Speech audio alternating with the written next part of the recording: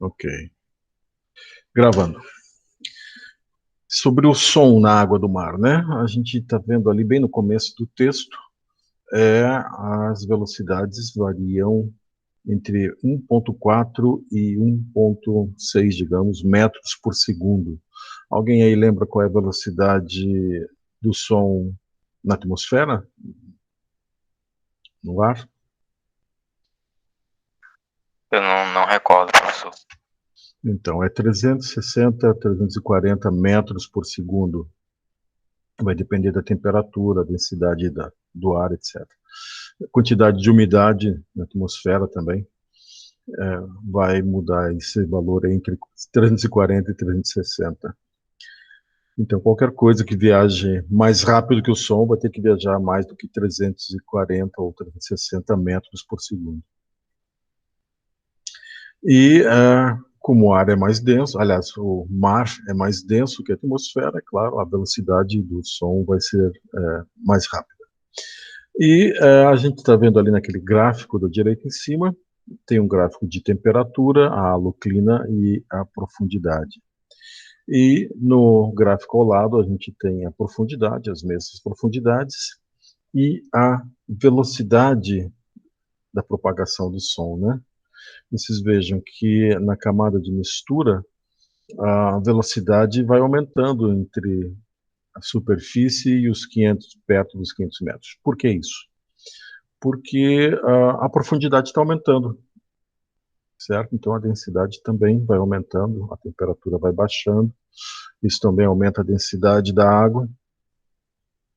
E daí nós temos a termoclina, e aí a gente tem uma redução da velocidade do som, certo? E a partir daí a velocidade vai aumentando sempre a partir ou por conta do aumento da profundidade e, consequentemente, da pressão da água. Então, dependendo da estrutura da camada superficial, as camadas do oceano, aliás, a assinatura de propagação. Só um minutinho aí, pessoal. Eu estou em aula. Pode voltar daqui a 15 minutos? Obrigado. Então,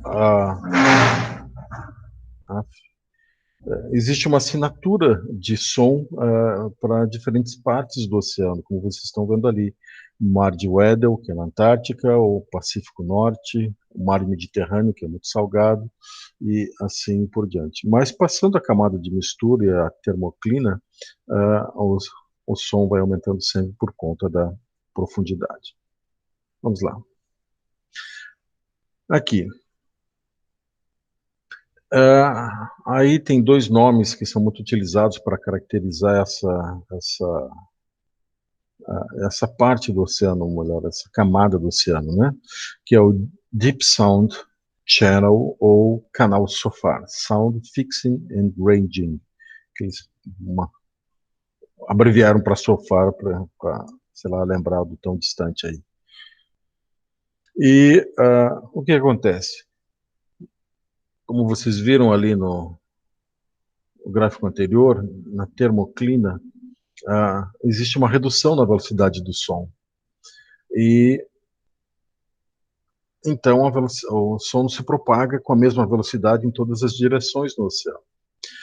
Se você tem aqui uma fonte, aqui no gráfico da direita em cima, uma fonte, sei lá, uma detonação, uma explosão, a parte, digamos, acima, a camada acima de onde aconteceu essa explosão, vai ter uma pequena propagação, ela vai até a superfície, vai dissipar na superfície, ou vai refletir na superfície e vai sumir na termoclina de novo, certo? Então ela não vai muito longe. E não vai chegar tudo ao mesmo tempo, certo? O som que está se propagando abaixo da termoclina vai viajar por longos caminhos e vai refletir em outras camadas, em outras termoclinas mais profundas, né? E a gente vai ver esse tipo de propagação do som. Eu vou ver se eu consigo reproduzir aqui esse som para vocês. Como é visualizar.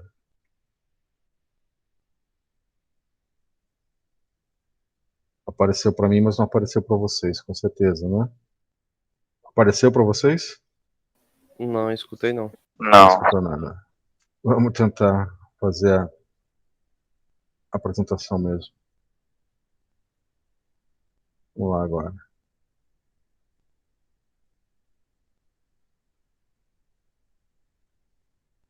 E agora, ouviram? Não. Não. Eu não, né?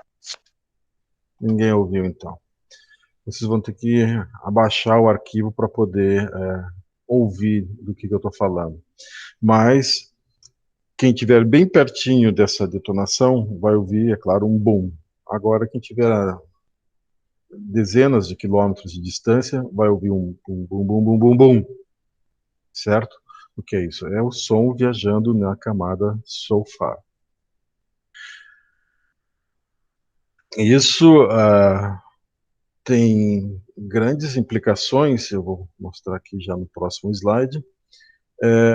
Por exemplo, aqui nesse desenho que eu tenho aqui embaixo, é um sistema de hidrofones colocado na camada SOFAR, certo?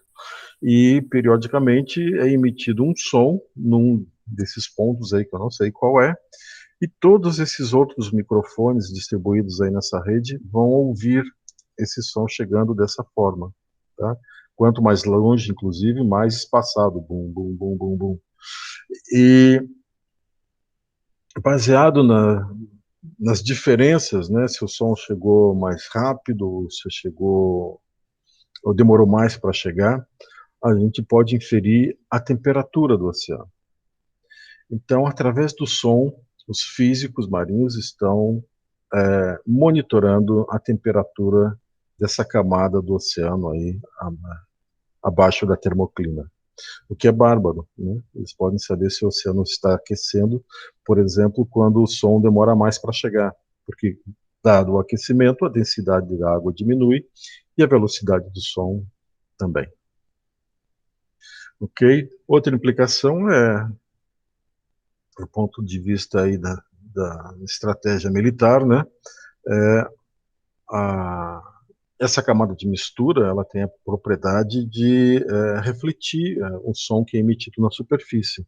Então, eu coloquei ali um naviozinho com o seu sonar atrás de um submarino e ele faz um ping lá, dependendo do ângulo em que o submarino se colocar abaixo do termoclina, ele fica numa zona de sombra, certo? Ou o ping atravessa a termoclina, se desviando, inclusive um pouco, e vai até o fundo, onde é dissipado, ou ela é refletida de volta para a camada superficial. Ok? É claro, essa é uma estratégia antiga, não sei se ainda é utilizada. Hoje em dia, os navios que caçam submarinos, eles mergulham um microfone abaixo da termoclina. Mesmo helicópteros que caçam submarinos também fazem isso. Ouvem acima da termoclina, na termoclina e abaixo da termoclina.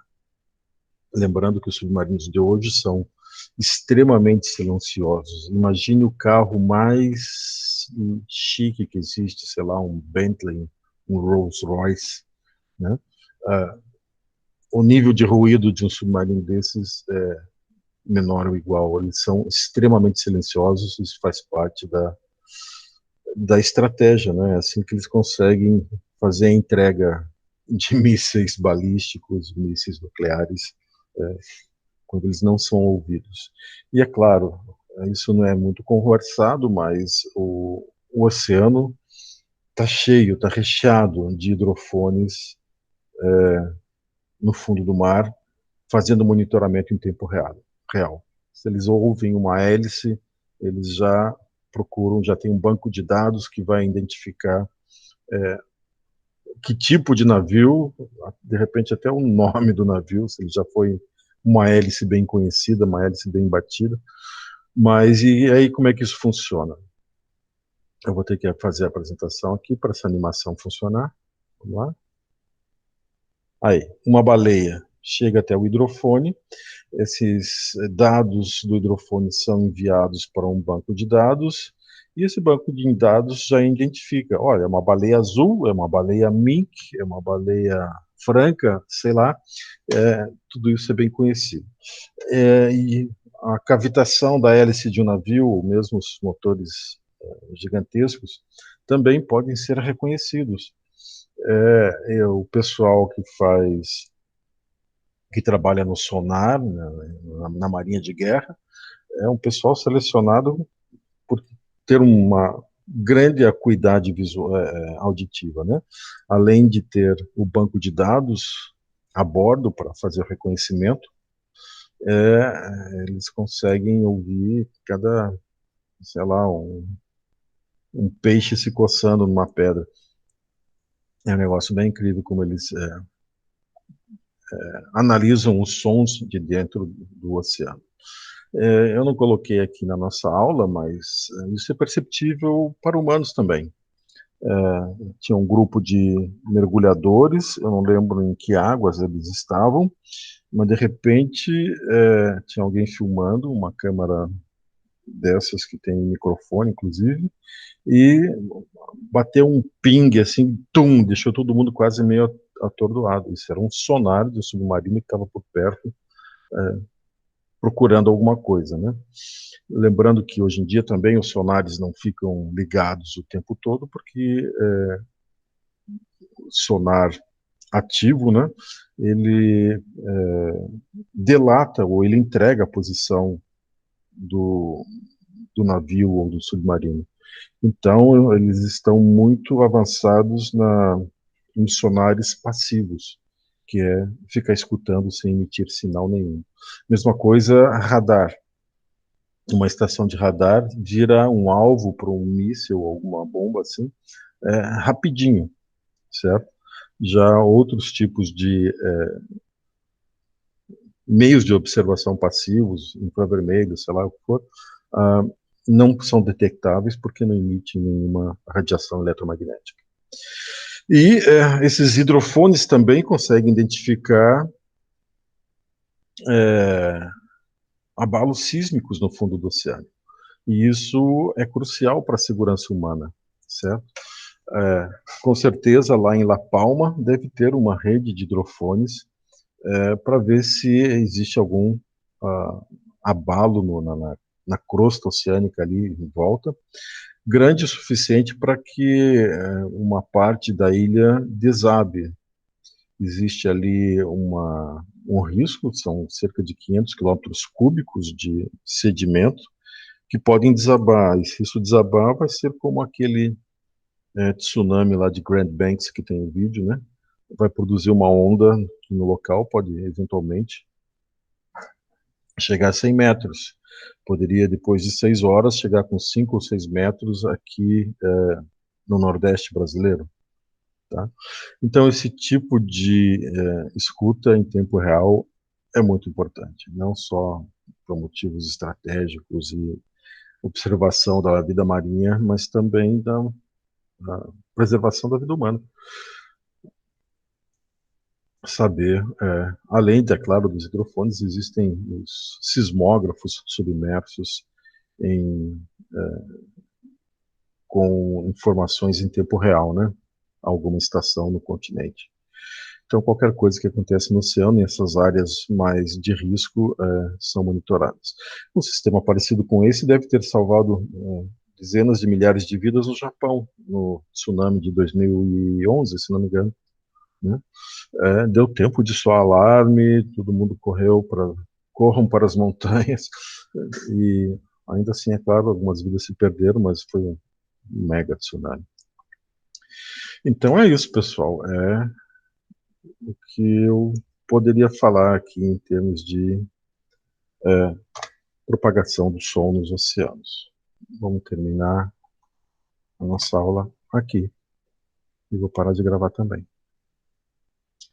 Pessoal, alguma pergunta?